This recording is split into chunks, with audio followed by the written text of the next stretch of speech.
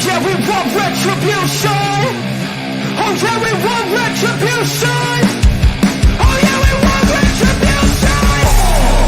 Yeah, we ran out of patience. Boil up with the cold hard hatred.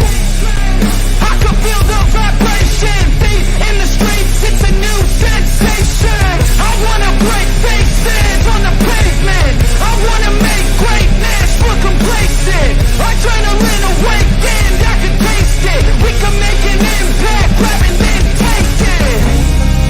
Like a disease, bring them to their knees.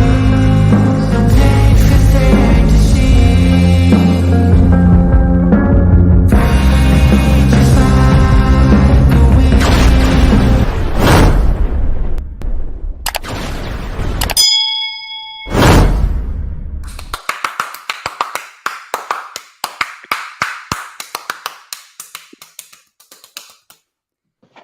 Man, I just had some steamed dumplings and some lo mein from China House right across the street over here in the suburbs of New Jersey. So I'm feeling good. I got that Chinese food in my stomach and I'm full of energy. And guess what, baby? It is Thursday. Haven't streamed on a Thursday in a while. So guess what? We gonna turn up on a Thursday. Now then, since you already know what I had for dinner, and since you know that I am an endless ball of energy, please allow me to reintroduce myself. Oh, ladies and gentlemen, I'm the one and only DJ Storms. And I would like to welcome each and every single one of you to a very special edition Thursday stream right here, streaming live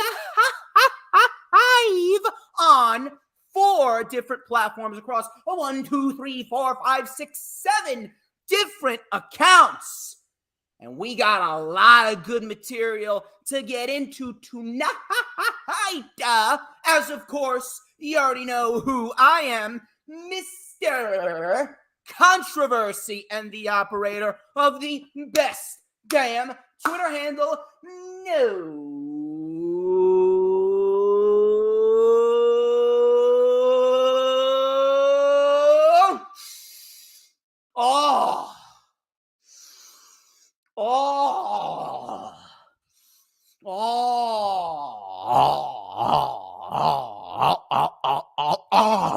Shit.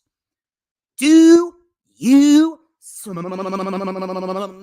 that? Yo, do you know what that is, man? You know what that is? This motherfucker copying me? Pure fucking excellence. You're damn fucking right. It is pure fucking excellence. Wait for it. Wait for it.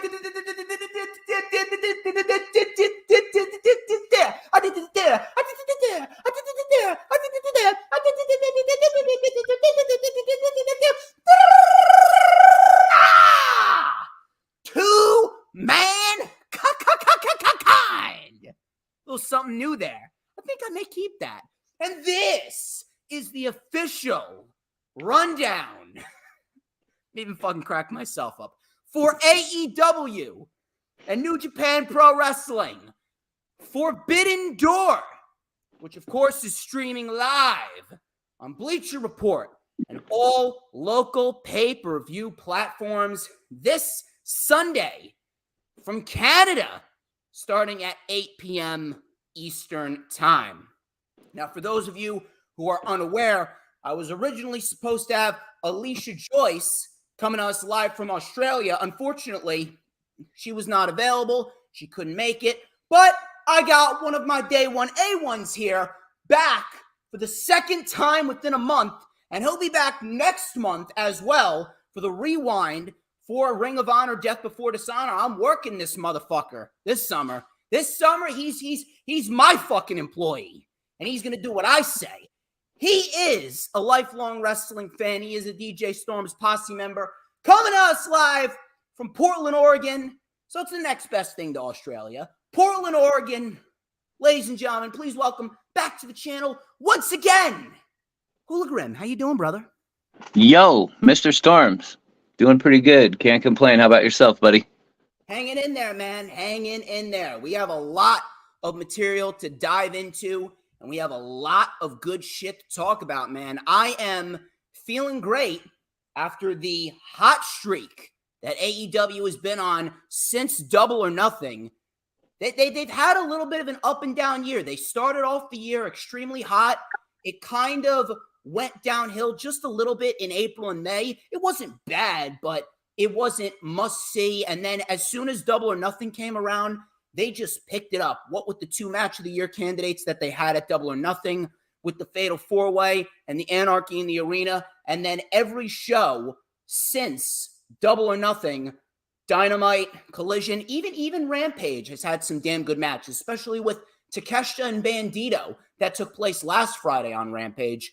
A lot of good material on AEW's side. And if anything, with how Forbidden Door is shaped up and the hot streak that they've been on all month, I think it's safe to say that we could be on the verge of Tony Khan's best summer period that he's ever had throughout his tenure as a professional wrestling promoter, especially considering that after Forbidden Door, we still got Death Before Dishonor, we got All In, and we got All Out. So we got plenty more to come over the summer, but Forbidden Door, man, I am fucking excited. It looks fantastic, but what are your thoughts on this overall build for Forbidden Door and how everything has been laid out? Well, let me just get this out of the way. It being, I think, my 4th time on the show with you now, Yes. it deeply, even though I'm not a big fan of where I live, it deeply warms my heart that you pronounced Oregon properly, finally. Thank you. Was I not doing that before today? It seems to be, because I used to live on the East Coast down in Tampa for a little while, but it seems to be people on the East Coast, they think Oregon is pronounced Oregon. They always call it Oregon. I probably said that when I was like 6. I'd like to be Oregon from here, but that's neither here nor there. But, no, I've been really hard this year on AEW. So if you ever see any of my tweets, or if you happen to end up in other streams that I'm in chatting away incessantly like I do, I've been pretty hard. I've not cut AEW much slack this year. And what they've been doing as of my role, because you're an asshole. I'm not trying to be an asshole, man. Where did you get these fucking Blues Brothers sunglasses anyway? Oh, these? Oh, it's called Mr. Versace, my friend. Fuck is Mr. Versace? Sounds like a fucking sneeze. Gesundheit. Versace. Continue, please. You threw off my train of thought, damn it. You said you were not hard. You were very hard on AEW, and you were not cutting them. Yes, yeah. So, what they've been doing as of late, I feel like they've really, Tony Khan has since the Scrum fiasco and all that. I really feel like they're starting to pick momentum up, and what they've got heading into Forbidden Door this weekend, along with the Wembley show, All In, All Out coming after that. They've got the opportunity to propel themselves even higher, because they seem to be riding a wave right now, and I'm liking a lot of what they're doing. I really am. Yeah, I definitely do believe that they have the opportunity to top what they did in the summer of 2021, because 2021 summer for AEW, that was their best summer period thus far out of their entire year. 2022 was not bad. 2022 had a lot of great wrestling, but it really kind of felt flat after CM Punk's unfortunate injury, and especially after what happened with the All Out Media Scrum on Labor Day. But in the end, Tony Khan has really reassessed everything.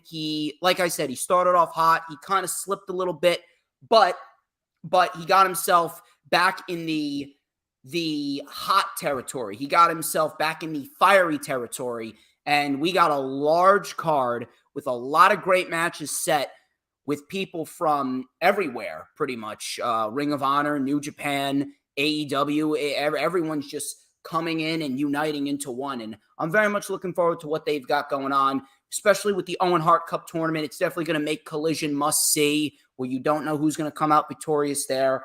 Thursday's Collision is going to be very interesting, considering that they got They got 3 of the men's Owen Hart Cup tournament matches taking place on that day. So they're definitely loading that show up. And Forbidden Door as a whole, especially with the main event and the IWGP United States title match that they got going on. I mean, those 2 matches will sell any pay-per-view any fucking day of the year. But we have a lot of material to get into. We're not going to waste too much time. I'm going to throw it back over to you for a minute because I want everyone to be educated. I want you to educate them and tell them where can everyone find you on social media. Even though you've been on here so many times, I'm not sure how people don't know your fucking media by now. It's all good. I'm just on Twitter. It's pronounced like you see my name, HooliGrim, but it's spelled who, like who is that, _LA_Grim. Go follow him on Twitter, where he continuously simps over hot Twitch streaming girls. Anyway, we also got yours truly, the greatest of all time, on Twitter and Instagram at HistoryMakerDJS. That is at HistoryMakerDJS because all I do is fucking make history. You can also add me on the Facebook, that is. Add me on Facebook. Please send me an email for any specific collaborations and business inquiry requests. My email is, of course, StormsTakeOver@gmail.com. Like the official DJ Storms business page, and I may just send you an invite to join the official DJ Storms Posse group on Facebook. All those links are in the description. We got 3 people watching so far. Listen, I understand it's a Thursday, and Thursdays aren't really my day, although I'm pretty much going to make them my unofficial second day. Thursdays are like my SmackDown days. Saturdays are my Monday Night Raw days. But anyway, please, if you're watching, go share out the stream, whether it be on Twitter, Facebook, Instagram, Pinterest, Tumblr, Snapchat, TikTok, whatever social media platforms that you may be using, because we want to get as many people in here as possible. I got this fucking guy working overtime for me, so you might as well get as many people in here as possible to showcase some proper fucking respect for HooliGrim over here. He's wearing a fucking Briscoe shirt, for fuck's sakes. On top of that, please make sure that you like the stream, whether you're watching it on Twitter, my Facebook group, or the Hardcore Sports YouTube, or my YouTube. Hardcore Sports as well. We are over 730 subscribers. We are looking to be the #1 brand in all of sports analytics. So if you guys are looking for hot, fresh, hot out of the oven, scorching sports analytics, go and follow all of the Hardcore Sports social media links, as they are all in the description. Also, on top of that, I want to give a shout out to my girl, Brittany K. She is a very good supporter of the channel and a wonderful friend. She is a wonderful human being. She's got a heart of gold.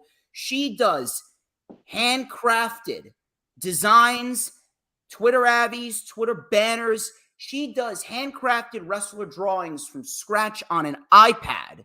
And she is insanely talented. I don't know how she is not working for a top-tier graphic design company. I really don't. She is absolutely amazing. So please go and follow her. Her Twitter is at BrittanyK5150, and her Instagram is at BrittanyKDesigns. Both of those links are in the description. Of course, hit the subscribe button. That is very important because it helps me out. It helps Hardcore Sports out. Gets me more eyes, gets me more watchers, more listeners, more everything. And let me tell you something, everybody needs more DJ Storms. So hit that like button when you come on in. If you're watching on YouTube, hit the subscribe button. And, of course, hit that notifications bell with a huge coup de grace, because that way you're going to know whenever I pop up on YouTube. Because whenever I pop up on YouTube, you already know what time it is. Oh, baby, it is the best time to be on YouTube, because it is the only time of the day that you're going to get to see this glorious sideburn chin strap combination. Oh, so pristine. This beautifully crafted mustache. And you know what? Earl Cole's not in the chat, but I think it is time. It is time to light it up right here with this beautifully crafted Ace black comb. Look at how fucking amazing this looks. And we're going to let it up right here. This is even more amazing right here. We're going to let it up right here with a little and a dash of and a whole lot of because like that hot, fresh, steaming pile of dumplings right out of the oven, and that beautiful, that succulent Chinese lo mein. I am telling you, I am just so good. That not to cut you off, but that scared me for a second because I thought you were going somewhere completely different. All I heard was steaming dump, and that scared me to death. Pile of steaming dump. Yikes. Fuck, I haven't broken like that in a while. What are you fucking doing? Well, that's what you get for burying me. Simping over Twitch streamers here. I'm just stating facts here. What am I No, doing? no, not facts. I know who you're talking about, and that girl, I've known her boyfriend for 3 years. Well, let me tell you something, HooliGrim. So I support my people.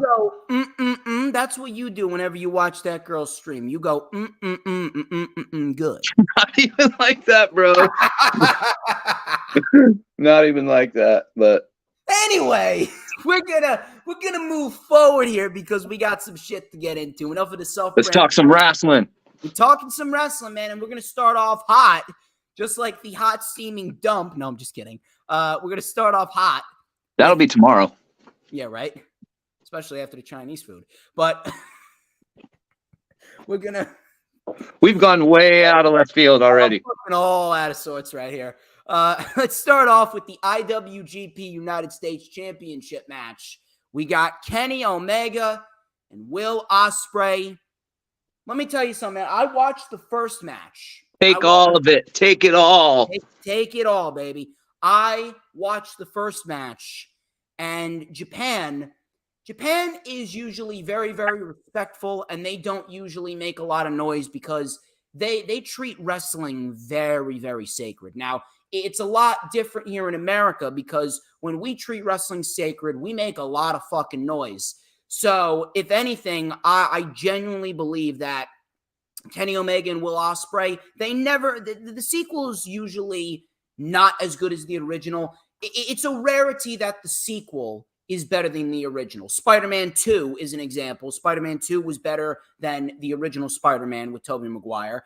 So I'm going to go out on a limb and I'm going to say that this match is going to be the Spider-Man 2 to the Spider-Man that we saw in Japan. I genuinely believe Kenny Omega and Will Ospreay are going to outdo what they did back in Japan in the Tokyo Dome on January 4th, I believe it was.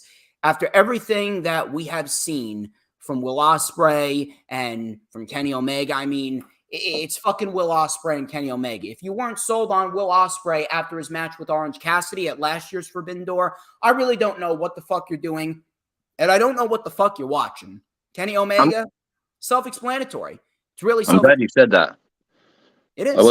I wasn't sure where you're. I wasn't sure what you were gonna say when you were talking just then. I thought maybe you might think that there was no way in hell that their second match could live up to their first one. But I'm glad we agree on that. At least that I feel like their first match was great, but it left me. There were a couple times in that match where, like, especially when it ended, I just kind of felt like you wanted more. Like I wanted, like they could have done a little more, maybe, or like something was like not off or missing. I don't really know how to put it, but I firmly believe. I think after hearing Ospreay in a couple of interviews since that match talk as well, I think there was some stuff that they left on the table that I think that what we see on Sunday is going to. They were saving it. Yeah. And I think that Sunday is going to be their best match. Planned right at the beginning of the year. We're going to hold off, and then we're going to do it again at Forbidden Door, and we're going to put on a match that will easily be considered in the top 5 matches of the year. Now, it's going to be hard.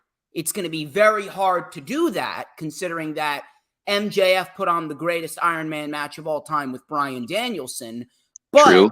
But I do believe that this match will land somewhere in the top 10.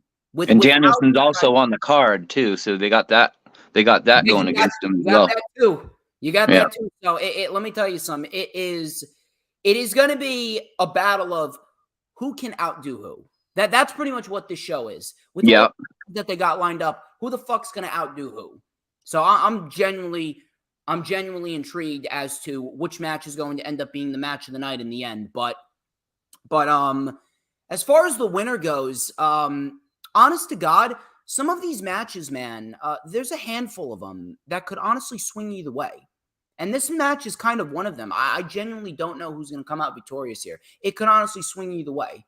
Now, I wouldn't have anyone get involved, but I mean, if someone is going to get involved, we could definitely see a member of the Blackpool Combat Club get involved and cost Kenny Omega the championship. Or maybe Will Ospreay wins clean and they play it off as Omega wasn't 100% after Anarchy in the Arena. I don't know.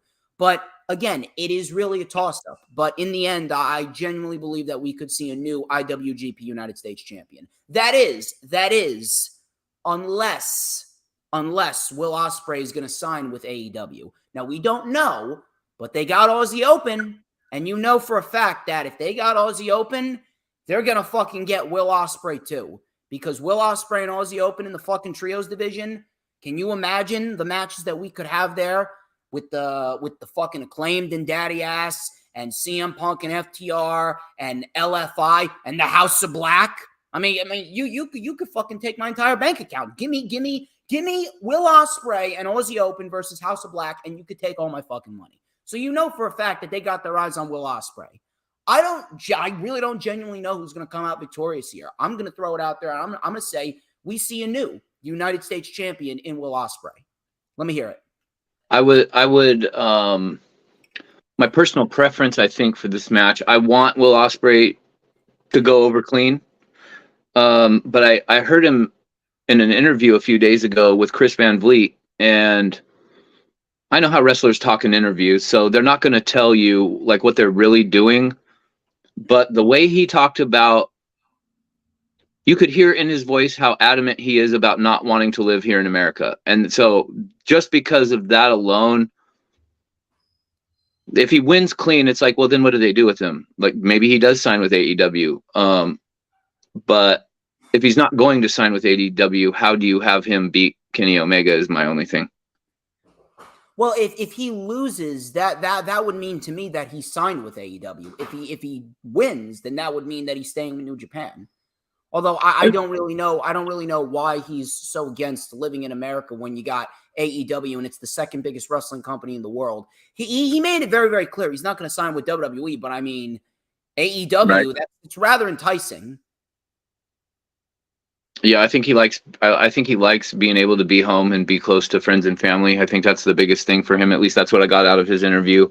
I don't necessarily think it has anything to, which is fine. Yeah. But I guess that's a cool way of looking at it. I was thinking kind of opposite of how you just stated. I didn't think about it like if he wins, then he would be probably staying with New Japan. So thinking about it that way. This is like one of the few matches, like I'm so hyped for this card, and I'm not the biggest New Japan fan. I know less about New Japan than I do about like how to work on cars. So I'm being hyped for this. Like my tastes of New Japan have come in little bits here and there over the years. Yeah, same. And I would watch it. I just don't have the fucking time. Right. I'm one of the busiest 24-year-olds you're going to find. Plus, with the time difference, they're on it really. Like I understand how the UK people feel when it comes to watching WWE pay-per-views. Yeah. Trying to watch a New Japan pay-per-view in America, it's some ungodly hours that you got to keep. But that being said, I'm really, really more hyped for this card than I was a little hyped for day one of WrestleMania, but we all know what we're getting with that company, so it's hard to get overly hyped for anything that they do. Some of the matches on this card are just like you look at them on paper and you're like, I mean, it's like any wrestling fan should feel like a kid in a candy store with this card that we're about to get. You know what I mean? And this is one of the actual matches that I literally do not care who wins. I do not care if Kenny Omega wins. I don't care if Will Ospreay wins. I just want to see this epic, potentially 6-star match that we're going to be given on Sunday. No, it is a guaranteed 6-star match. Guaranteed. But I got Will Ospreay. I'm going to need a final answer here. Will Ospreay. There we go, baby. Moving on here, we got a match that was confirmed on Dynamite. yesterday evening. It's Chris Jericho, Minoru Suzuki, and Sammy Guevara versus Sting, Darby Allin, and a mystery partner. Now, there's two questions that we must answer. Obviously, who the mystery partner is and who's going to come out victorious. Now, to me, I see Sting, Darby Allin, and the mystery partner coming out victorious for one specific reason. Because they are going to be building to Chris Jericho versus Sammy Guevara. They've been building to this for years. This is the match that we have been constantly shafted away from for a while. We thought that we were going to get it sometime in 2021 because Sammy and Jericho had the turmoil in the inner circle when MJF and Wardlow were a part of it. So they had that little thing going on, but that never manifested into a Chris Jericho, Sammy Guevara match. We ended up getting Guevara versus MJF, which they put on one of the best main events in Dynamite history. But this match right here, I genuinely believe that we will see Jericho, Suzuki, and Guevara lose. And I think in some way, shape, or form, it could be a Guevara fuck-up that costs Jericho the match, because that will create more tension and heat between those two. And it could very well result in a match with Sammy and Jericho at All In. And that would be a big moment for Sammy to beat Chris Jericho in front of 66,000 plus people, well over 70. They're going to peak 70. They're going to peak 75,000. A WrestleMania type crowd.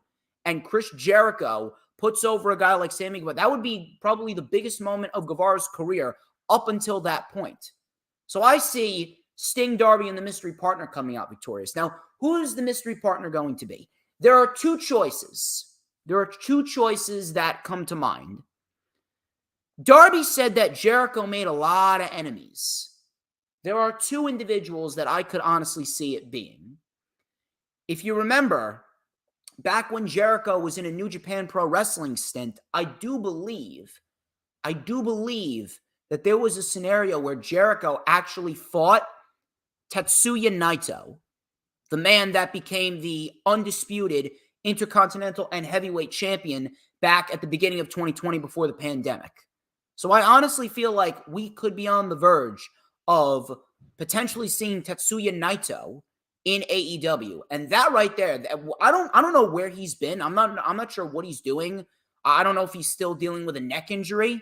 I heard that him and Kota Ibushi are both dealing with neck injuries. I'm not sure exactly what is going on, but Tetsuya Naito, I'd say that sounds like a big, big pick. The second one, it's not too favorable. The second one's not too favorable, but it's probable. It's probable, and it seems like we could be closer and closer to seeing him. And if anything, if he shows up on Collision on Saturday, I mean, you pretty much know where he's headed going into All In. I don't want to see it, but I wouldn't be surprised if they bring in Bill Goldberg. I would not be surprised if they bring in Bill Goldberg and we get Bill Goldberg in his first official AEW match. And then since Wardlow lost the TNT title to Luchasaurus, we could potentially be on the verge of building Wardlow versus Goldberg, and Goldberg is going to put over Wardlow at All In. Because at this rate, Wardlow needs to get out of the TNT Championship title picture. We need Wardlow doing something else. Either going to Ring of Honor, either fighting for the international title, or potentially a match with Bill Goldberg. And look, if Goldberg puts over Wardlow, in and out, I don't know. Maybe it won't be the worst thing in the world. Maybe as long as he can keep Wardlow from dropping on his neck, maybe it won't be the worst thing in the world. It just depends on if Bill Goldberg is willing to actually give back to the business. But those are the two individuals that I could see it being. I don't know which one it is. Naito would make more sense because it fits the New Japan Pro Wrestling type of style. But, I mean, if you want to talk about a forbidden door, it may sound fucking cheesy, but Bill Goldberg coming on into AEW, and you know the history that he had with Chris Jericho from a backstage perspective rather than an on-screen perspective, I mean, it would only make sense. So those are my two partners that I could potentially see, but I see it being Sting, Darby, and the mystery partner coming out victorious, and they are going to be the ones to create more tension between Jericho and Guevara. Mr. HooliGrim, let me hear what you got to say. So I've heard the rumors and the rumblings on social media about what Goldberg's next move is going to be and if he's coming to AEW or not. Two things after what you said. I'm thinking Goldberg putting over Wardlow. I'm trying to remember somebody that I've ever seen Goldberg put over, and I can't recall. Roman Reigns, Drew McIntyre. That's it. Okay. Well, I guess you got me there, but I guess that was, yeah. I guess I was thinking more like not that they needed it. Not that they needed it. I mean, Brock didn't need to get put over by Goldberg. Drew didn't. Yeah, because like Drew McIntyre is already an established name, right? Roman Reigns is the tribal chief. I'm talking about like putting over. He put him over. He put him like over. helping a guy, because the majority of wrestling fans probably don't know who Wardlow is. So I'm talking like, in terms of putting a guy over that needs to be, that would help elevate his name across the wrestling community. Goldberg, and then with Jericho, like if it's Goldberg and Jericho, it really makes me wish Ralphie was alive. I mean, Ralphus? I don't remember what his name was. I don't know either, to be quite honest. But I mean, again, I don't really want to see it, but it is certainly a possibility that I'm throwing out there. And then this will be Goldberg's first match back, and then he'll take a 2-month break before he puts over Wardlow. I don't listen. If Goldberg is in AEW, I don't see him sticking around for very long. It's going to be if he shows up at Forbidden Door, it'll definitely be a WTF moment. There's only 3 people maybe that I would actually be interested in seeing Goldberg face in AEW. Wardlow, potentially Powerhouse Hobbs, and potentially maybe 4 people. Wardlow, Hobbs, Brian Cage, and Keith Lee. That's it. Outside of that, I mean, I really don't understand what the fuck you do with Wardlow. The problem is when Goldberg wrestles other big guys, it's a lot of other big botches. I mean, I don't necessarily think that it'll be botched as long as they go over what they're going to do. Because here's the thing.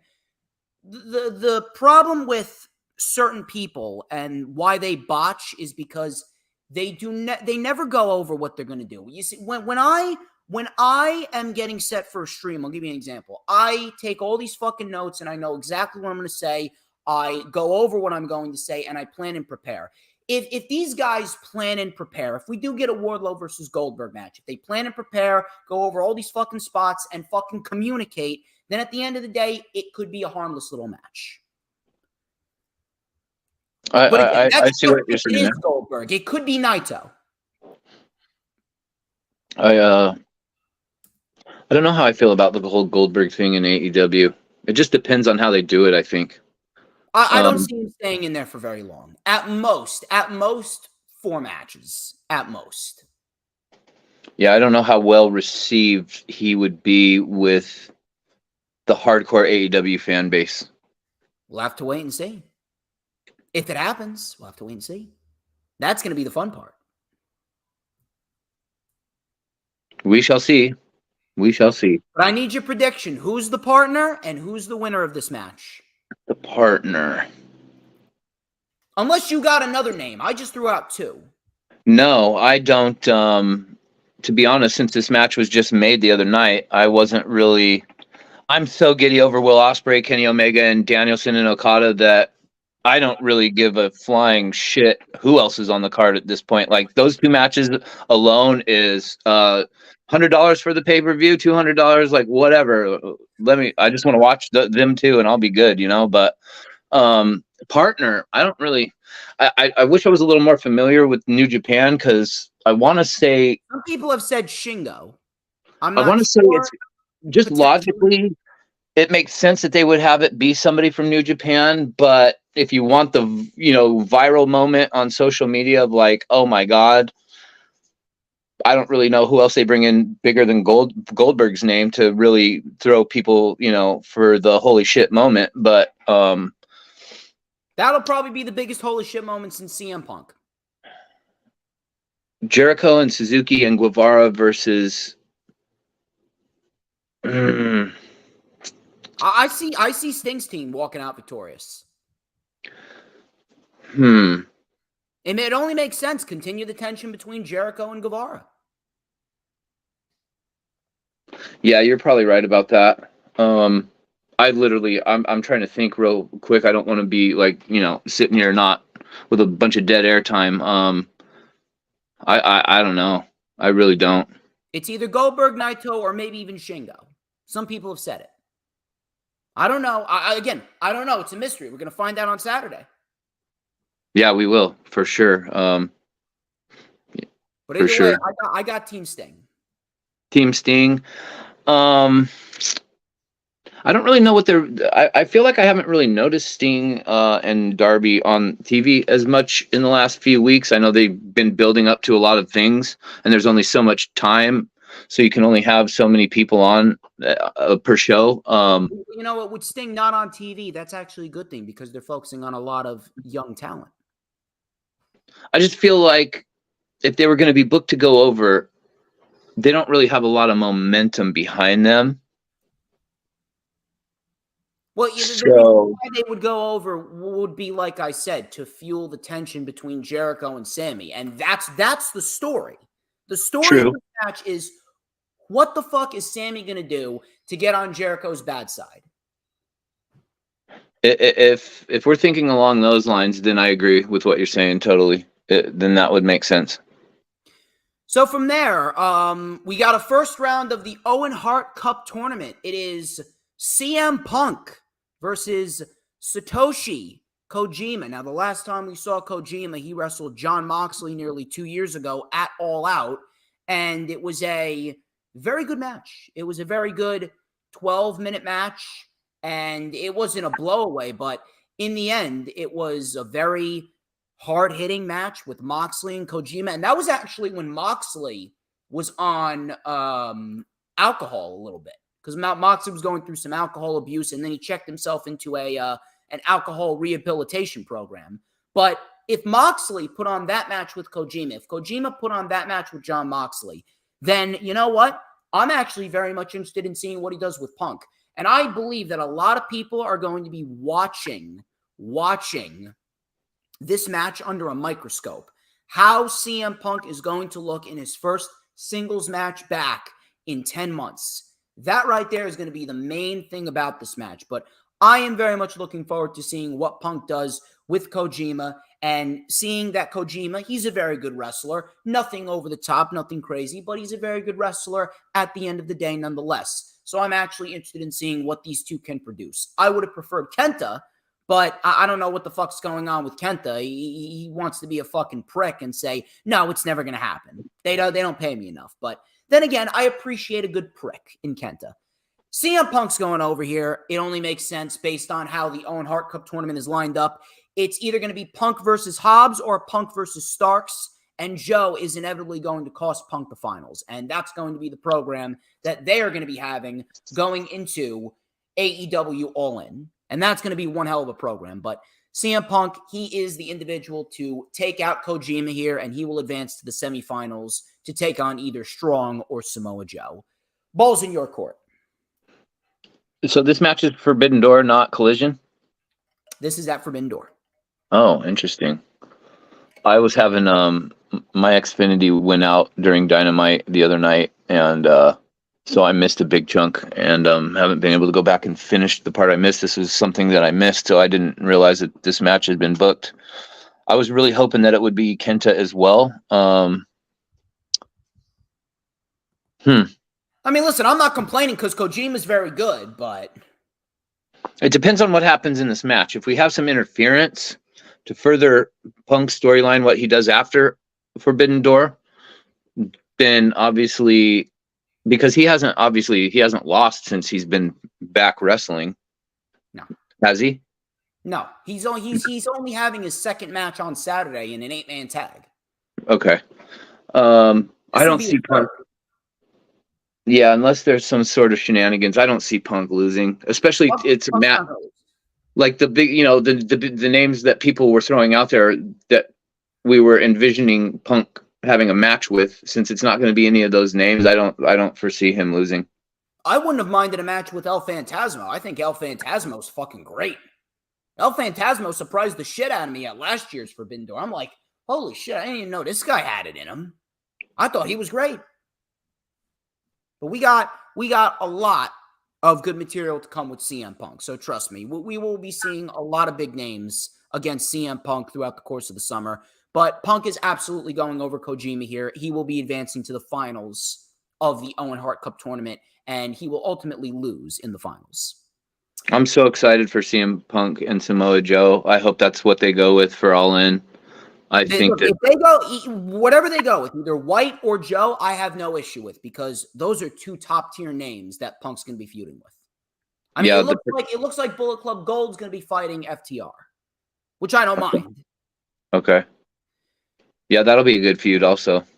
Next match, we got Jungle Boy Jack Perry versus Sonata for the IWGP World Heavyweight Championship. I am not familiar with Sonata, so I don't really know what's going on with Sonata, but I'm actually interested in seeing what he does.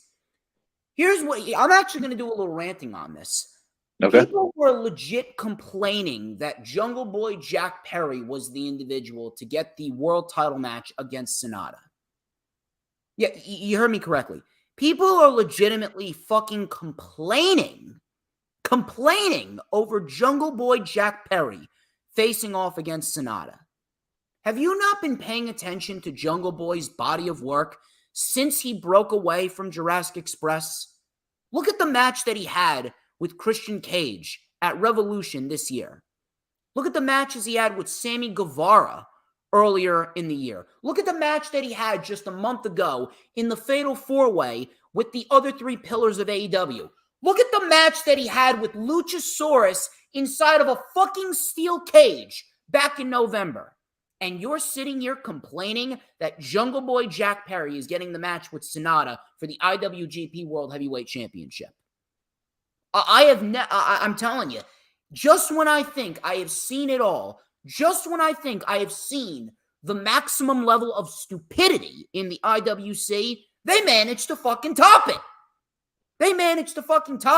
And I am sitting here with my jaw to the fucking floor thinking, how can people be this fucking retarded? I'm telling you, man, it is unbelievable. It is absolutely unbelievable. There should be nobody complaining. There should be no one. Now, Jack Perry was not my first choice, but there should be absolutely no one fucking complaining. It's like last year. People were complaining that Hangman Page was going to get a match with Okada. Meanwhile, did you watch his fucking body of work since the start of 2022? 2 bangers with Bryan, a banger with Lance Archer, 2 bangers with Adam Cole, a banger with CM Punk. I really don't fucking understand, man. I really don't. But I got no issue with this whatsoever. And you know what's so great about this? Once again, at his core, Tony Khan pushing the younger generation. And it's a great thing to see. I love it. And Jack Perry, he's going to be in line for a big moment this year. Because with Luchasaurus winning the TNT Championship, I'd say at Full Gear this year, you have Jungle Boy and Luchasaurus run it back at Full Gear 1 year later from the first match inside a steel cage, and you do it this year. But this time it's for the TNT Championship, and Jungle Boy topples his former best friend to win the TNT title in November. Luchasaurus should not be losing. Luchasaurus holds that title to November, and at Full Gear, 1 year to the day. The same way that we got Hangman and Omega in the opening match at Full Gear 2020, and then at Full Gear 2021, we got Omega and Hangman for the world title. Same thing this year. Last year, we got Jungle Boy and Luchasaurus. This year, we get Jungle Boy, Luchasaurus, and Jungle Boy wins the TNT title at Full Gear. That's how I'm seeing it.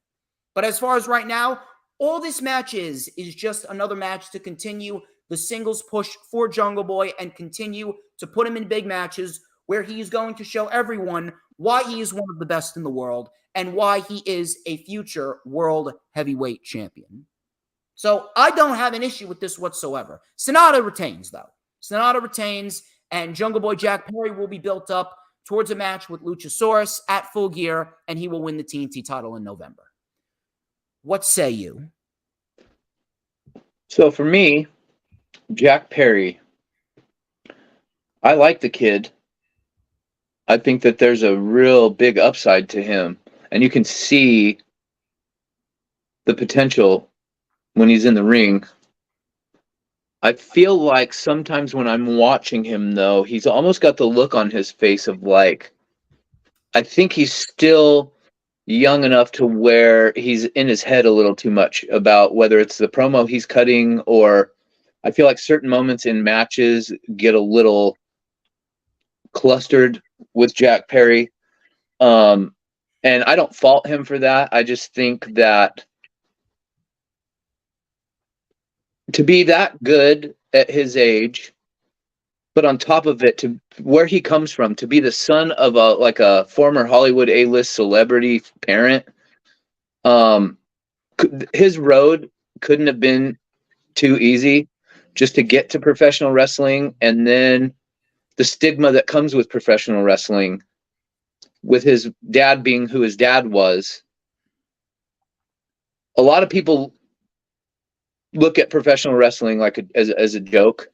And so when I think about all that, I'm like, wow. And this kid, like, literally he made it, you know? And here's the thing, if they don't do a Goldberg showing or anything like that, I feel like there's something about Jack Perry within the last year or two where, like, when they split up Jurassic Express, I remember everybody was like, what the fuck? Why would you do that? Like, why would you put Luchasaurus with Christian? Because they've gone as far as they can go. They had a great tag team title reign. They had banger matches. I just don't think anybody was predicting it. So it was kind of a head scratching, like, huh? Well, now, unpredictable though. A year later, we kind of understand, and we're kind of in the flow of like what they've been doing with that whole story. And I feel like there's just been a couple of victories over, like, since AEW came into play. You're the wrestling savant. Like, you remember everything, which literally hearing you talk just a minute ago, I'm like, how does this kid remember all this shit? I feel like there's something about Jack Perry that Tony Khan really, really gravitates to. And logically, I want to say Sonata. That makes the most sense. But I wouldn't put it past Tony Khan to throw a holy shit Jack Perry win in there just to shake it all up. Because when you look at the matches on the card, some of them you can kind of tell who's going to go over.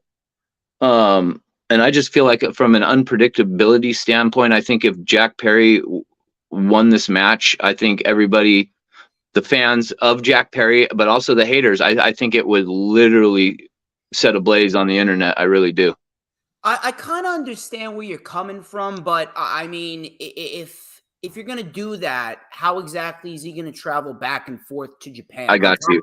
You're having him pull double duty. Now, granted, he's young and he could do double duty like that, but at the end of the day, with Sonata and him just winning the world title just about 3 months ago, and then you got Perry, who has a perfect shoe-in storyline for Full Gear and Luchasaurus and winning the TNT title, I wouldn't really want to fuck up that plan. That, to me, seems like the best possible fucking plan.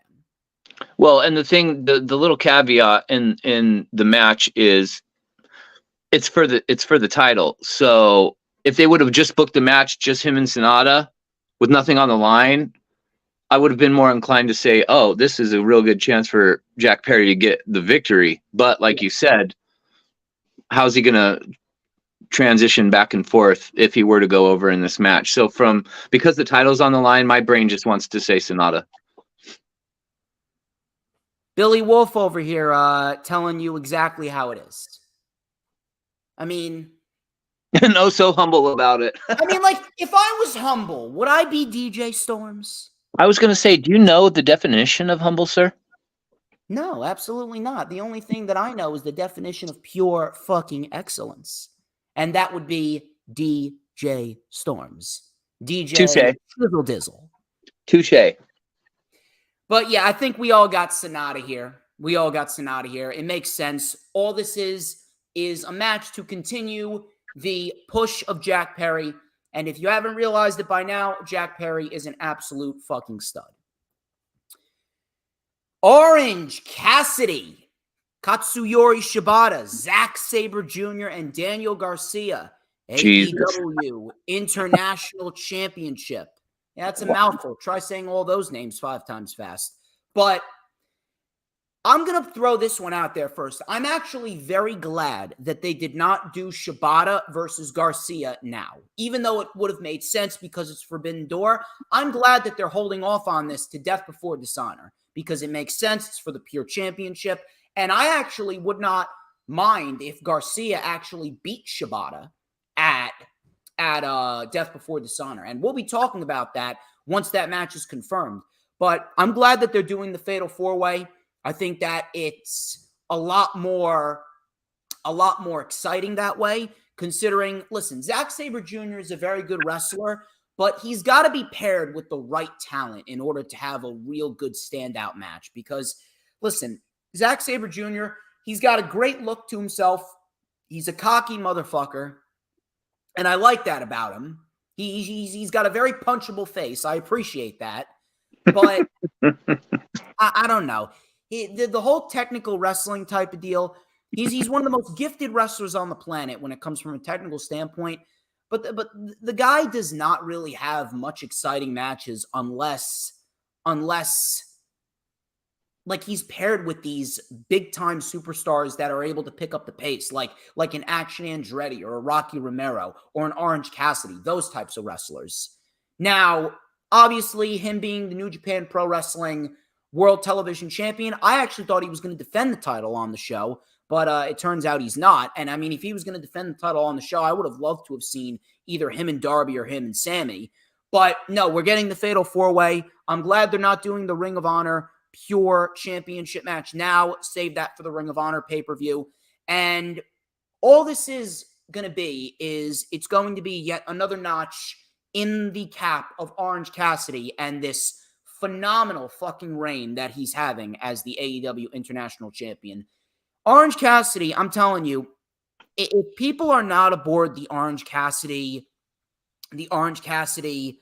bandwagon right now, I really don't know what the fuck you're doing. You're either fucking dumb as shit, you're just a blind hater, or you're clearly not fucking watching the show, because Orange Cassidy has proven to everyone that he is legitimately, he may very well be AEW's version of Sheamus. Banger after banger after banger after banger after banger.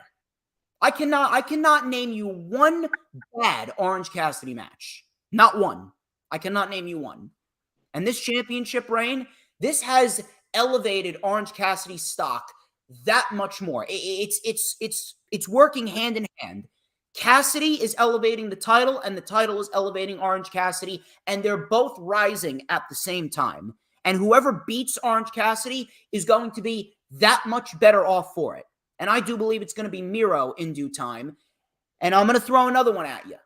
When Orange Cassidy loses the International Championship, he should abso-fucking-lutely be a challenger for MJF. I'm throwing it out there. You give me Cassidy and MJF one-on-one. I'm telling you, that would absolutely fucking steal the show. Absolutely fucking steal the show. And I'm telling you, if Orange Cassidy has that good of a match and comes within a fucking eyelash away from becoming the world champion, that's going to be just as good of a moment as him actually winning the world championship. But as far as right now goes, listen, these 4 individuals, what can I say about them? They're fantastic pro wrestlers. They're fantastic performers. They're going to go in there. They're going to steal the fucking show. This could very well end up being the sleeper match of the night. This could end up being the sleeper match of the night if they want it to be. And in the end, I believe Cassidy is retaining the AEW International Championship, and we will be off to the races with him and Miro potentially at All In. If they want to do it, then it would make sense. Give Miro a big moment. Give Cassidy a big moment. Championship match at All In. I wouldn't mind it. I wouldn't mind it at all. We're going to have to wait and see what happens. But as far as this match goes, Orange Cassidy is clearly the right man to retain. HooliGrim, what you got for me? So I remember before AEW officially started, I remember seeing clips of Orange Cassidy online, and I thought his gimmick was one of the most original things I've seen in pro wrestling in maybe ever. He doesn't care. From the standpoint of like you got the MJ, we're so used to like the loud, cocky, brash heels that talk a lot and kind of like MJF how he is. Rarely, I can't remember a baby face that I've ever seen that doesn't talk. You know what I mean? And so he doesn't even do a full thumbs up. No. He doesn't even do a full fucking thumbs up. The thing that really sold me on Orange Cassidy a couple years ago was it was probably his first match in AEW. When he put his hands in his pockets and then started doing moves and got up on the top rope with his hands in his pockets and did a dive with his hands still in his pockets, landed on his feet with his hands still in his pockets. I was like, I mean, what the fuck did I just watch here? I've never seen anything like that in all my years watching pro wrestling. And so that alone, and then you throw in the little shin kicks and all the fun, the funny, goofy stuff. Any other wrestler trying to pull that gimmick off, I think fails miserably 10 times out of 10. But there's something about that guy that when he's doing his thing and he's doing his gimmick, it just all seems like I'm looking at him like going like that's probably how he is in real life. He's that good at doing it. My one thing about Orange Cassidy this year, my only complaint towards him is, and I'll probably catch shit for this, but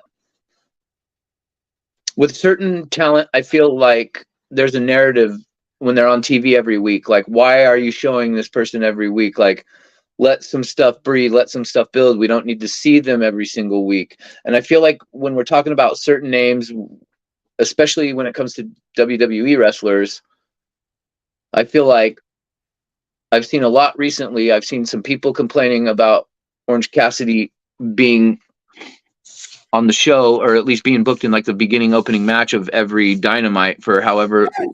Look at the matches he's putting on. You're gonna fucking complain about those matches? So I'm not complaining. I just a match like we got with Swerve Strickland every fucking week to open Dynamite. That's what you're gonna complain about on the fucking show?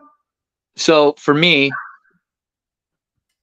this year due to life, I've not been able to consume wrestling like I normally am used to consuming wrestling. So when I'm missing a lot of shows weekly and I only have certain times where I, might be able to tune in or get online and catch up to what's going on, I feel like every time I turn on Dynamite,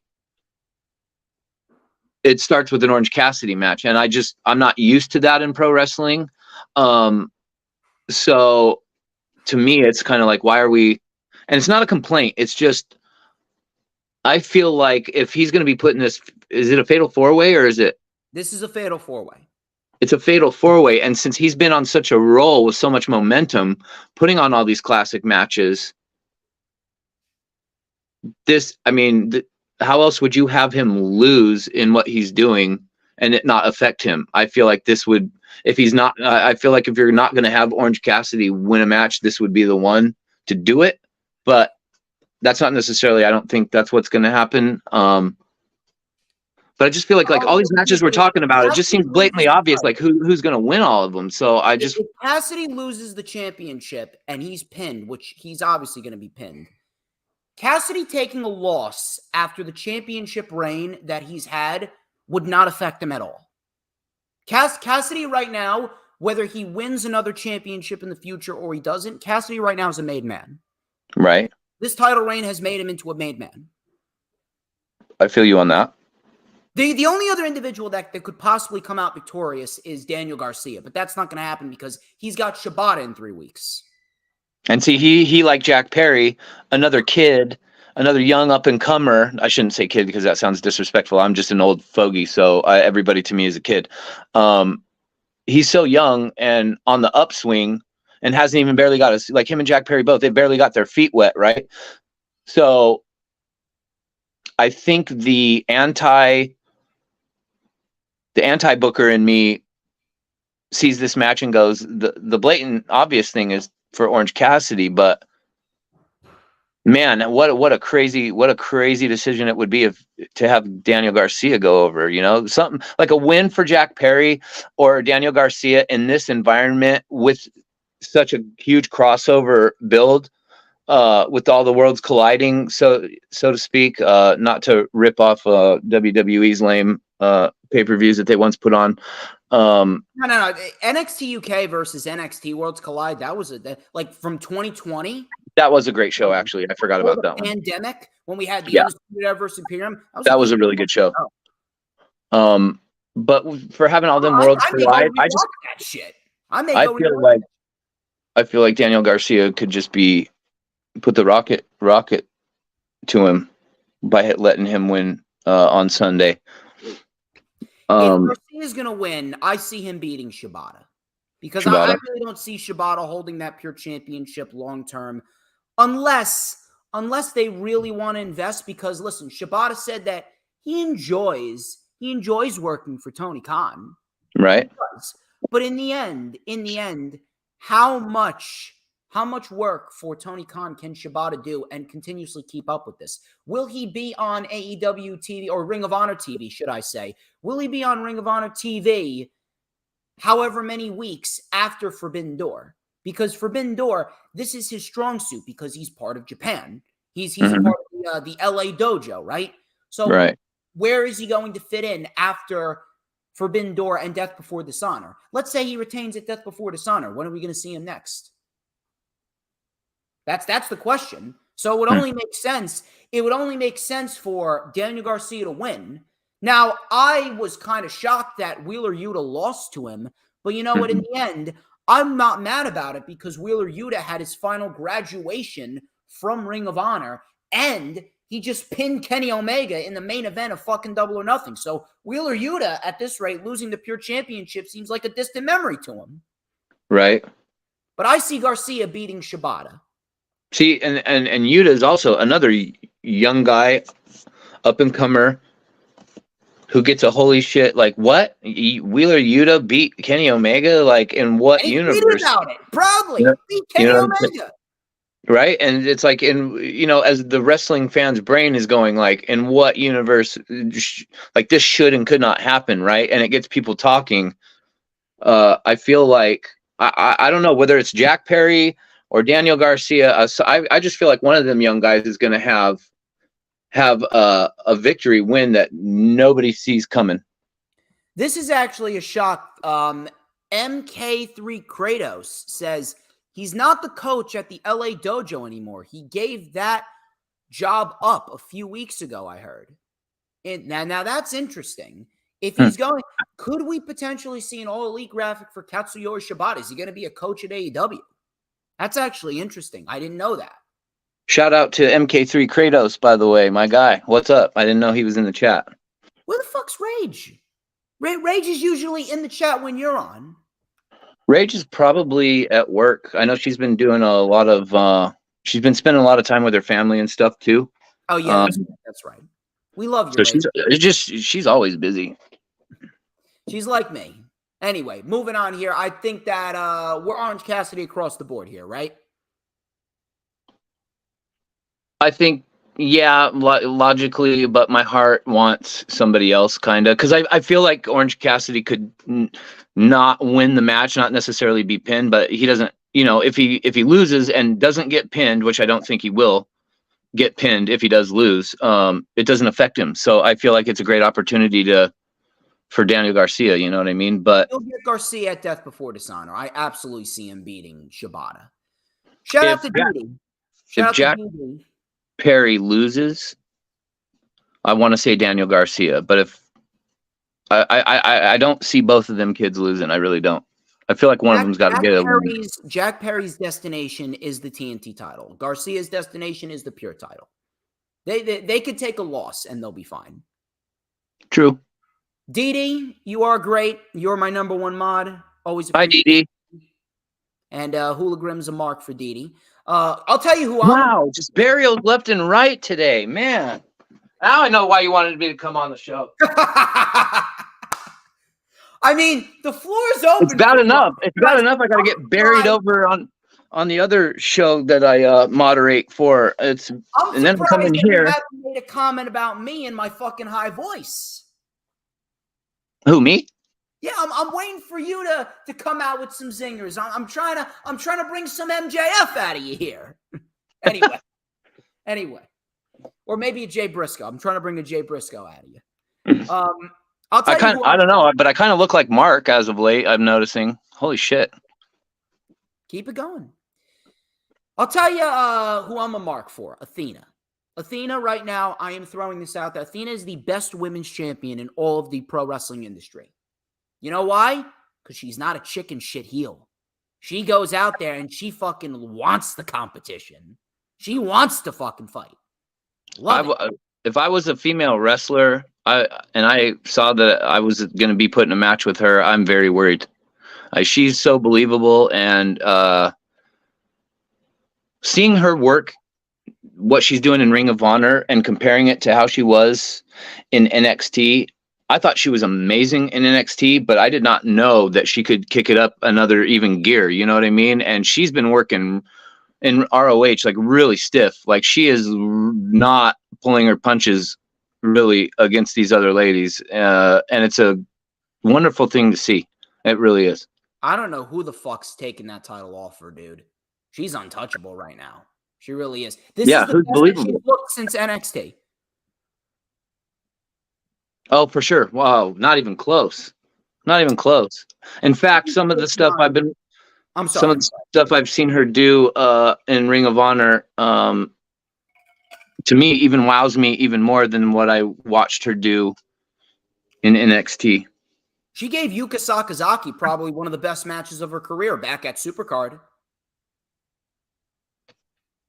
She's just great, man. She makes it all look real. She's taking on Billy Starks. Now, this is the first round of the women's Owen Hart Cup tournament. If you guys do not know who Billy Starks is, I really didn't know much about this girl either, but I saw her wrestle a plethora of times on Ring of Honor. She's 18, going on 19, and it's like she's been wrestling for 5 years. 18 going on 19, and she looks like she's been wrestling for 5, 6, 7 years. I don't know how she got this good, but she is actually a very good wrestler. She has the potential to be a very, very solid baby face on the main roster. So you know what? I have no problem with Billy Stark. I have no problem with her being in Ring of Honor or on AEW. I think that this is going to be a big showcase for Billy. I think that this is a very, very nice spot for her. And out of everyone, Billy's the one chosen to go up against Athena. That right there shows you that Tony Khan, he's got some heavy investment, and he actually wants to put Billy in a scenario and see if she can succeed. So I have no problem with that. Now, Athena's a fucking beast. Athena's an absolute fucking beast. She could end up winning the whole thing. I would not be shocked if Athena ends up winning the whole fucking thing. Would not be shocked, and I would not mind it. But I actually think that Willow's going to win the whole thing. It's either going to be Willow or it's going to be Ruby Soho. Willow or Ruby Soho. But I wouldn't mind Willow. I wouldn't mind Willow because if Willow beats Athena, even if she makes it to the finals and doesn't win, she does have that accolade of, hey, I beat Athena. So you know what? Give me a women's title match at Death Before Dishonor. I feel as though Athena and Willow, they're going to be the match at Death Before Dishonor. And if you remember back in March, when Ring of Honor first started up again on March 9th, that episode of Ring of Honor, they had a damn good fucking women's match. They main evented the fucking show, and it was probably Willow Nightingale's best match ever that I've seen of her. She didn't win, but I didn't give a shit. It was a great fucking match, and it elevated Willow. And since then, now she's the New Japan Pro Wrestling Strong Women's Champion. I would if it's title for title at Ring of Honor, and we get Athena as a fucking double champion. Willow Nightingale is having herself some kind of fucking year. She's having a great fucking year. This is Willow's breakout year. This has been Like- Willow's best year thus far. I mean, who predicted her to beat Mercedes? Like, seriously. No one. Not only that, she beat Hello? Mercedes. She had a great fucking match with Athena. She's probably going to go to the finals of the Owen Hart Cup tournament. And she could get another match with Athena at Death Before Dishonor. She could very well win the fucking title for all we know. I mean, I would not mind. I would not her mind momentum is. if we get, you know what? If we get Willow beating Athena, I would not mind. And you know why? Because you put Athena on AEW TV. Give me Athena versus Chris Statlander. Take my money. There you go. Tony Khan, pay me. Tony Khan, fucking pay me. Imagine that. I don't think this. I don't know who. If I see a picture of her face, I might recognize it and think, oh yeah, I've seen her around or whatever. But just her name off the top of my head, I have no idea who this Billy Starks is. No clue. You probably saw her on Ring of Honor TV when you were watching it back in March. It just doesn't really resonate too well because Right, because I've never seen her before. Yeah, and so the fact that you said she's 18, 19. I'm 18, 19. When you're my age, that's the same shit. I don't. Clearly, I'm a firm believer that Athena's going over in this match, but I feel like this girl, Billy Starks, being in the match on this card against Athena, that's in a sense her going over. You know what I mean? Kind of just getting the spot that she's in. But boy, do I not envy her. Oh man, if she, as young as she is, Athena's going in hard on Sunday. You know, she's gonna make that girl work. You can imagine Athena's going to be she's gonna beat that girl's ass is what she's gonna do. Yeah, she's gonna beat her pretty bad. I'm very, very much looking forward to that. But Athena clearly is going over. If she doesn't make it to the finals, she's at least making it to the semifinals. She's got to make it to the finals. She's got the ROH women's belt. I mean, you could have Willow beat her in the semis, and that could be the segue to getting a women's title match at Death Before Dishonor. Like Athena doesn't have to be in the last match, but she's got to make it at least to the semifinals, at least. Oh, she will. She does this. She beats Billy Stark. She's going to be in the semis. Yeah. And then it's a toss-up. The women's tournament is actually very unpredictable. I don't know who's going to win that. And is Jade in the tournament? Do you know? Who? Jade? No, Jade is not in the tournament. She's not. Okay. It's Baker Soho, Sky Blue Anna Jay, Willow and Nyla, and Billy and Athena. Willow and Nyla, huh? Man, Nyla Rose just can't catch a break, can she? Who fucking cares? I mean, she's there to put Nyla is there to put other talent over. That's where Nyla's role lies. Nyla's role is to. It's just a bummer as a fan to see that match and automatically know, okay, Willow versus Nyla Rose. We all know who's winning. You know what I mean? Mm-hmm. I mean, but at the end of the day, I mean, another big notch on Willow's belt. Yeah. I mean, it's crazy, and because she even beat Mercedes, I wouldn't be shocked at all as if at Death Before Dishonor she wins another title of some sort. I mean, Death Before Dishonor is looking pretty damn good. We got potentially Willow and Athena, Shibata and Garcia, Mark Briscoe, Samoa Joe for the Ring of Honor TV title 2. Oh Lord. Potentially Eddie Kingston versus Claudio part 2 for the world champion. I think we could honestly see all championship change hands. That would be awesome. But listen, one thing is for Mark Briscoe's absolutely beating Joe. Mark Briscoe's absolutely beating Joe the second time around. He's gotta. That's the whole reason. The only reason why they had Joe win was because they wanted to get him close to Jay Lethal's record. And they want to give Mark Briscoe more of a build. Is Death Before Dishonor before or after All In? Before. It's July before? 21st. Okay. And we are doing the rewind on July 25th. All right. But Athena's winning this. Yeah, I would say you're right. Speaking of Willow, she's got herself a busy fucking weekend because Willow is not only facing Nyla on Saturday, she's fighting Toni Storm for the AEW Women's World Championship at Forbidden Door. So, dude, it's the fucking year of Willow. It's the fucking Sing Sweet Nightingale, man. Sing Sweet Nightingale. It is Willow's year. I'd never heard of Willow Nightingale until this year, so I'm like seeing all the seeing her name just pop up and pop up and pop up like it has been all year long. It just makes me wish I knew who she was more. You know what I mean? She's fucking great. And you know what? She's a baby face that does not look like a geek. Right. When the bell rings, she's fucking pouncing people. Right. Love it. So simple.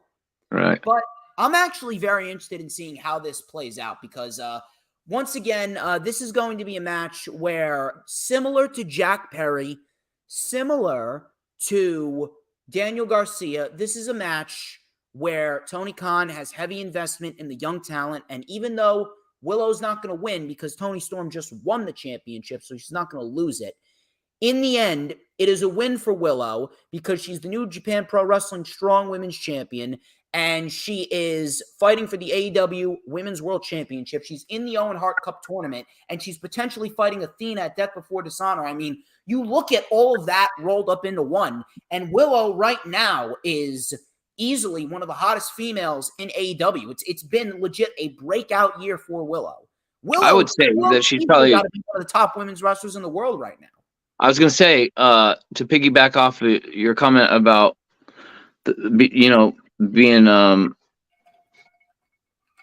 the female wrestler, like I've seen and heard her name pop more this year probably than anybody else's, male or female.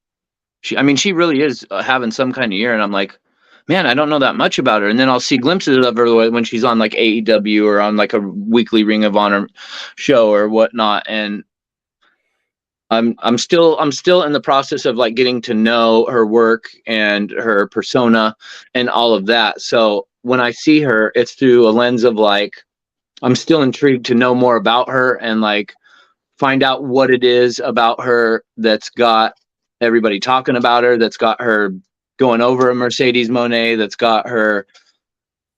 Who else is working 2 matches Saturday and Sunday back to back? Who? CM Punk. Well, there you go. But CM Punk is CM Punk. You know what I mean? Yeah. So clearly there are people that see something in Willow Nightingale because they're not just going to give this push to like anybody. They're not just going to have. I'm trying to think of off the top of my head. They're not going to have a Gigi Dolan or somebody of that nature like go over Mercedes Moné or wrestle back to back on a huge Forbidden Door weekend if there's not something special about her that a lot of people recognize. There's something very special about Willow, and there's a reason why she's being pushed. She is the next part of the next batch of individuals to be made into stars. She's part of that batch. She's not going to win. Tony's going to win, and I do believe that they're building towards Tony versus Jamie Hayter at All In, depending on if Jamie Hayter is 100% ready by then. But Toni Storm, she had a very good match with Sky Blue on Dynamite, and she's going to have another very good match with Willow Nightingale. So I don't have any complaints. I don't have any complaints at all. Toni Storm wins. Toni Storm retains the championship. Now, here's a match that I'm actually interested in just because I want to see where this ranks on his list of great matches this year. MJF versus Hiroshi Tanahashi for the AEW World Championship. This is Tanahashi's second year in a row challenging for the championship. Now, I'm excited for this just because of the simple fact that MJF right now, he holds 3 of the best matches in AEW this year already. Bryan Danielson, the Pillars 4-Way, and the 30-minute draw with Adam Cole. So now we get Tanahashi. I mean, MJF is literally shitting out wrestling bangers like it's nothing. He's doing it so fucking effortlessly. Like it's a fresh order of steamed dumplings. There you go. I'm probably going to have the rest of them when I go home. It's fucking great. Chinese food is the best fucking food. But as far as this goes, I mean, MJF, man, what can I say about MJF? Guy is an absolute fucking legend. He's legend. Also having himself some kind of year. To piggyback off of Willow Nightingale, MJF is he's killing it. Really, he is. He really is. Even the match with Takeshita on Dynamite. Fucking great. It's unbelievable. And there's still people that doubt this guy. There's still people that doubt MJF. Imagine that. Just imagine that. It's unbelievable. MJF and Hiroshi Tanahashi. I forgot about this match was even had on a the card. Good match last year at Forbidden Door. So it's going to be very interesting to see what MJF does with Tanahashi. It's definitely going to be an intriguing clash of styles. Tanahashi, even at his age, he looks very, very good. He does look very, very, very good. I forgot the match was even on the card. I was so focused on the other two match of a lifetimes that I'm so excited to watch. I totally forgot MJF and Tanahashi were even on this card. So there's another one added to the list of this is shaping up to quite possibly one of the greatest wrestling events of all time. Does it top Revolution this year? Because Revolution was their best pay-per-view ever. Revolution 2023 was absolutely fun. That was probably the closest show to perfect. You know what that was? That was NXT TakeOver New York from 2019. That's how high it was. NXT TakeOver New York was easily the best pay-per-view of that decade. Easily the best show of that decade. AEW Revolution, it's up there, man. I think that could be the best show of the 2020s right now. That's the best show of the 2020s, period. Period. There's none's going to top it unless Forbidden Door tops it. Right. I don't know. It's got the potential to. It's got the potential to. Just looking at I'm just baffled at the matches we're getting. Really seeing some of the names. It's like we got 2 more matches left after this. That's crazy. MJF's retaining. That's going to be the last time he defends the world title until All In. With MJF, I see him and Adam Cole fighting at All In, and then the winner gets Punk at All Out in Chicago. And MJF finally dispatches of Punk, and MJF will indeed be considered the best in the world. Do you think that's the route that they're going with MJF? What? Like, do you think that's the route they're going with MJF? Like, you think the end game is to beat CM Punk? Yes, he's going to beat him at All Out in Chicago for the second time in a row. That's going to be something when he does, man, because once he gets to that point... He's already a made man. I was going to say he's already a made man, but when he hits that moment, that right there is going to be... Like, he's already hit he's already got the rocket, right? He's had the rocket since he came into AEW, but when he gets to that point at some point in the future, you want to talk about flipping on the extra turbo boosters, like, it's going to put him into a whole different world. Dude, he beats Adam Cole at All In and then beats CM Punk. There is one match that's going to take him to the next level. There's only one other match that could take him to the next level after that. Omega? Kenny Omega and MJF. Yeah. You haven't seen it. Strategically, there's a reason why. When MJF will be fighting Omega in the main event of Full Gear this year. It's going to happen. He's not shy of challengers either, MJF. He's got Cole. He's got Punk. He's got Omega. He's got Page. He's got Wardlow. He's got a plethora of challengers. Yeah, people, man. Yeah. Can you imagine the promo battles between him and Eddie Kingston? Just AEW, just the there's so many options. It's like when I just stop and think about it for 5 seconds, my brain almost starts to, like, I feel like steam and smoke and like sensors are going off, and I'm like, it's almost too much. There's almost MJF two. is not, but listen, MJF is not losing that title until he eclipses No. 500 days at least. 500 days. I agree. MJF wins, but I'm very interested in seeing how MJF works with Tanahashi and where this ranks among MJF's best matches of the year thus far. Blackpool Combat Club. This is Takeshita, Moxley, Claudio, Yuta, and Shota Umino versus the Elite, specifically the Hung Bucks, Paige and the Bucks, Eddie Kingston, and the Japanese Frankenstein, Tomohiro Ishii. 5-on-5 match. Wow. 5-on-5 match. This has been the best storyline in AEW all year, minus what MJF is doing. This is easily one of the best things that I'm looking forward to. One of the top things I'm looking forward to at Forbidden Door. I see the Blackpool Combat Club and Shota Umino taking the victory here. And for specific reasons. To gain more heat on them, and then to ultimately build towards the Blood and Guts match, which I don't know when it's happening. It could happen at the end of July. I would actually put it in July. At the end of July, put it right in between Forbidden Door and All In. It's perfect. It's a perfect layout. Unless they're going to do Blood and Guts at All In, which I don't think that they're going to do that. I think that would be a little bit too much. But in the end, I do believe that the Blackpool Combat Club is going to come out victorious. Unless they're going to have Eddie Kingston pin Claudio to set up the match at Death Before Dishonor. That I can see. But I got the Blackpool Combat Club winning this because the Elite recently won the last match on Dynamite. I believe it was last week. So I got Blackpool Combat Club and Shota Umino taking the victory here, getting more heat on the Blackpool Combat Club, and then the Elite will get the ultimate victory in Blood and Guts. HooliGrim, your stance? My my thinking is, so since the Blackpool Combat Club is the dominating faction in AEW right now, and with the momentum that they have, and you couple that with my disdain for the Young Bucks as EVPs, not as talent, not as a tag team, but as EVPs, I'm not a fan of that.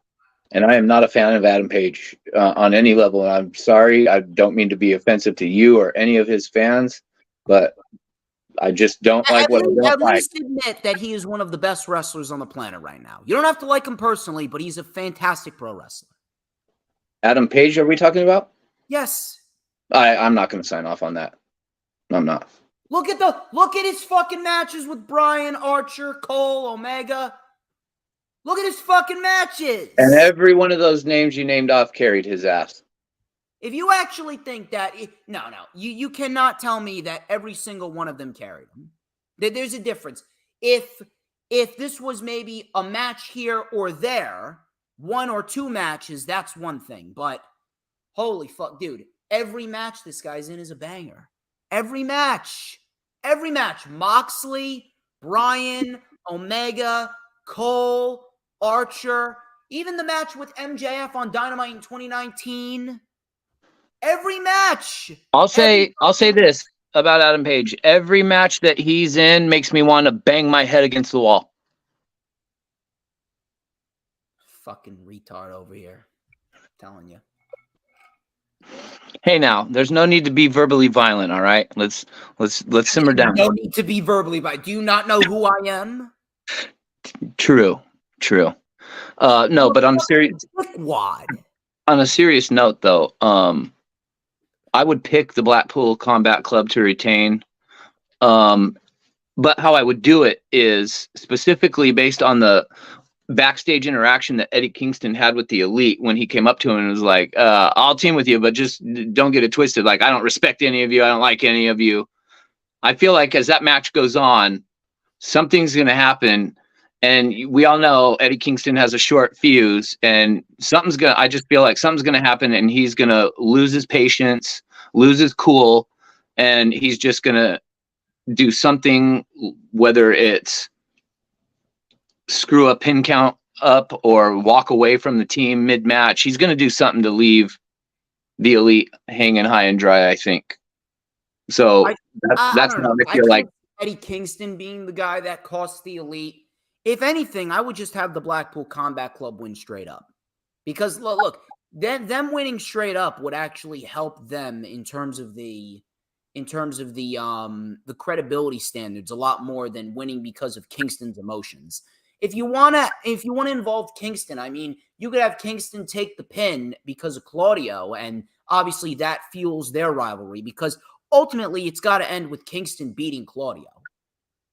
It's got to. Although I would say this, listen, you can discredit him all you want, but I would not mind seeing an Adam Page versus Claudio match because Adam Page has beaten every single member of the Blackpool Combat Club except for Claudio. So if they wanted to do that match at Death Before Dishonor to give Claudio another notch and then he loses it to Kingston, that I would not mind because, I mean, that's a main event match any day of the week and it gives Claudio a big fucking win. So that's just me putting it out there. But I do believe that it's going to be Kingston at Death Before Dishonor with Claudio. But Blackpool Combat Club, they got to win. They got to win. Yeah, I agree. They're too dominant right now. They're the best faction in all of wrestling right now. Easily. So it's that time, man. Main event time. Main event that was confirmed. It's time for the main event. Rainmaker, baby. Kazuchika Okada versus Bryan fucking Danielson. I'm gonna throw this out there, man. I don't give a fuck who wins. I don't care who wins. I do not give a fuck. Just give me 30 minutes.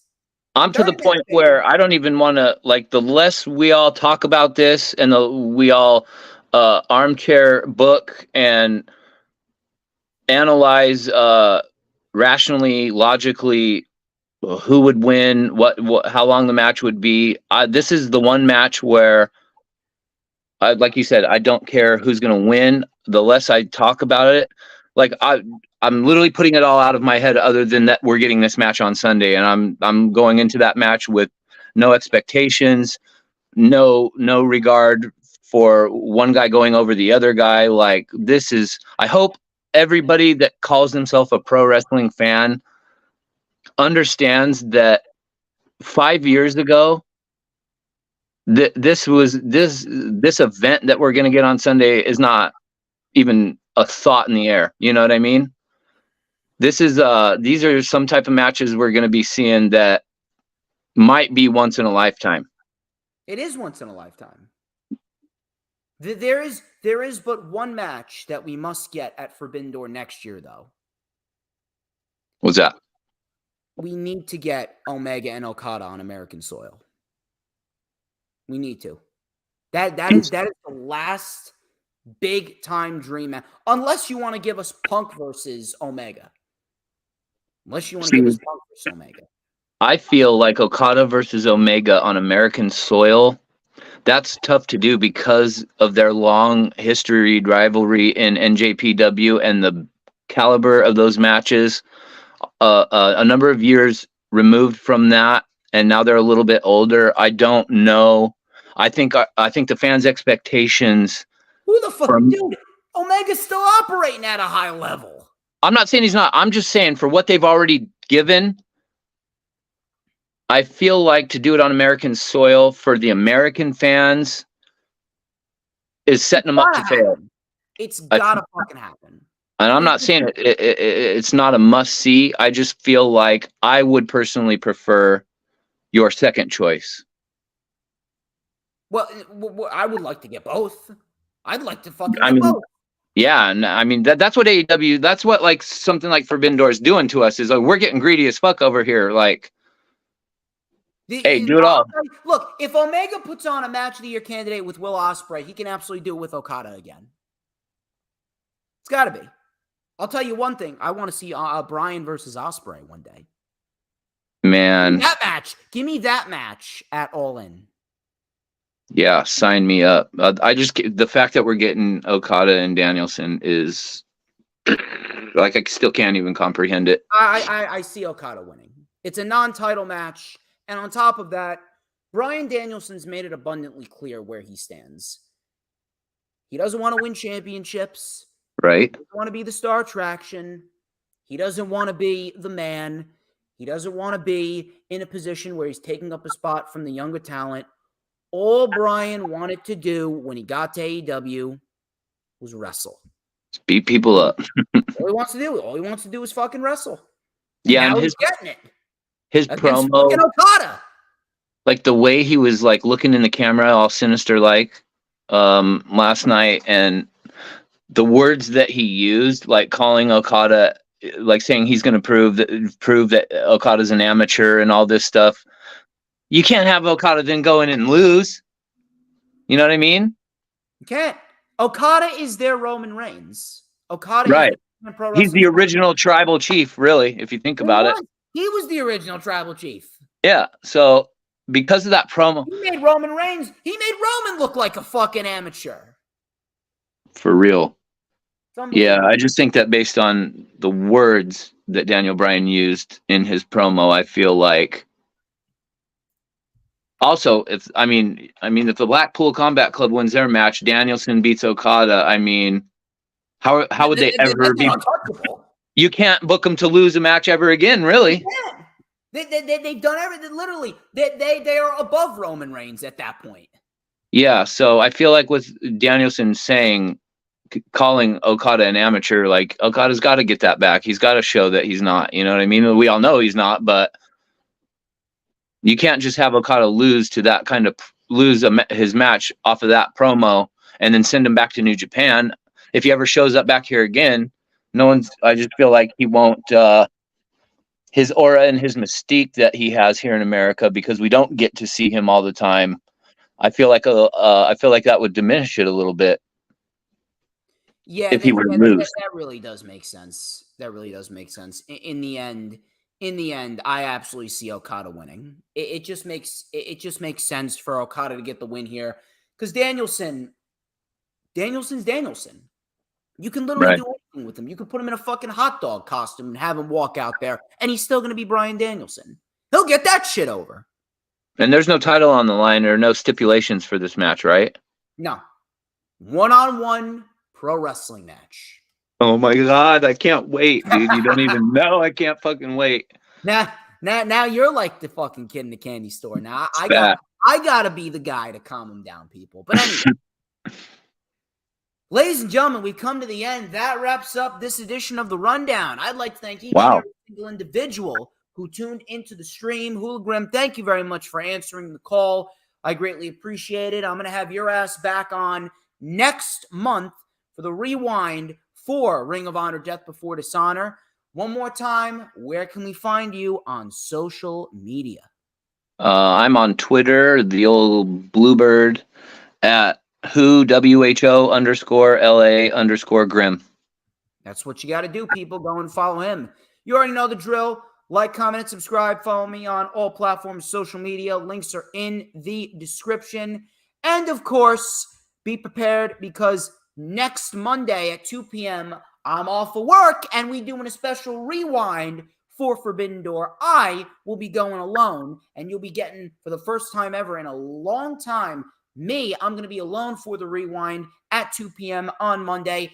Then on Thursday, next Thursday, I got my man Lil Stevie coming back to the channel for the rundown for WWE Money in the Bank. And then on Sunday, July 2nd at 2 p.m., I got my man Mac, the Giants fan from Hardcore Sports, coming on for the rewind for Money in the Bank. We got a lot of good material coming to you.